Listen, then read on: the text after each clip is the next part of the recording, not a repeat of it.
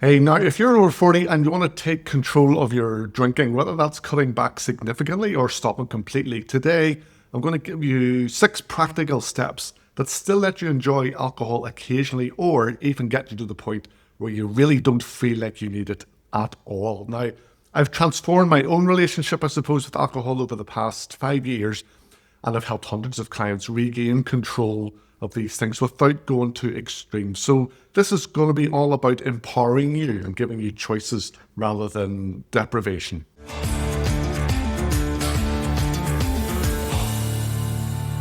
Hey, Chris here from Over 40 Freaking Awesome, where I help guys in their 40s and 50s to make sustainable changes that improve their health, their energy, their confidence without turning your life upside down. And look, this isn't for guys who believe they have a serious drinking problem that requires professional help, not some randomer like me giving you a few tips, but this is going to be really useful for guys who want to be in control of when and how much they drink instead of feeling like alcohol controls them to some extent whenever it's available. Now, maybe it's because you're having a few beers at home more nights than you've intended. Maybe when you go out socially, one thing leads to another and you're buzzed when that wasn't really the plan. Or maybe you're just tired of feeling like crap the next day and you want to enjoy life without needing alcohol to help you relax or to have some fun. Now, most advice about alcohol is fairly binary. You're either a problem drinker who needs to quit completely, or you're fine, you don't need to worry about it at all. But there's a light grey area where you can have control, enjoy the occasional drink, and not feel like you need alcohol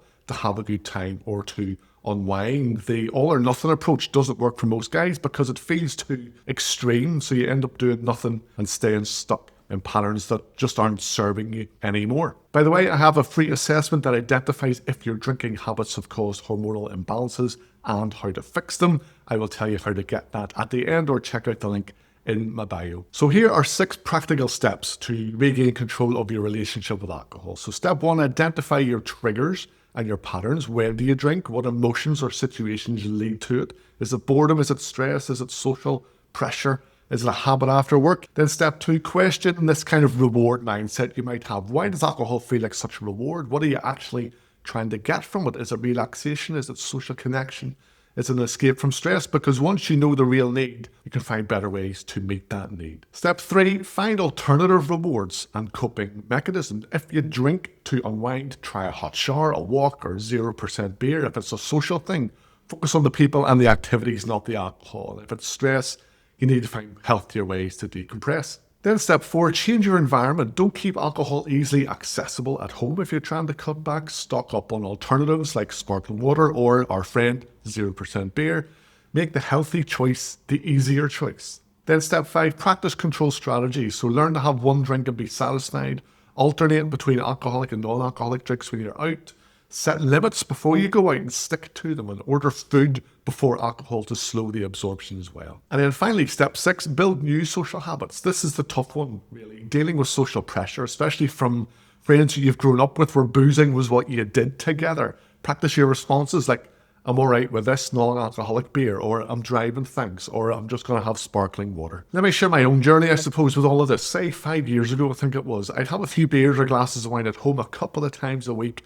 When I went out socially, it was for a lot. I wasn't happy with just having one drink. But as I've got older, the hangovers lasted longer. They were horrific. They made me miserable for days. And that's tough when you've got 3 kids and a business to run. And this kind of deserve a drink mindset was quite strong with me. But I had to question, what was I really getting from it? So now I drink only 0% beer at home if I'm having anything.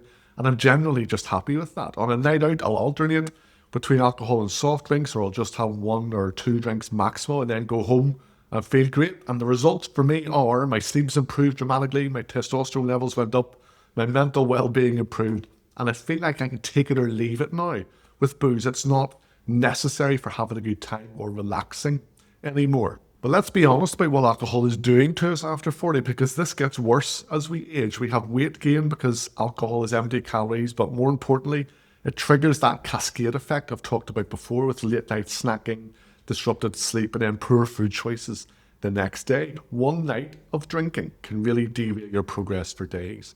Then there's also hormone disruption. Alcohol crushes our testosterone production. It increases estrogen. It also spikes cortisol, which suppresses fat burning and muscle building as we get older. Your recovery from workouts gets worse as well.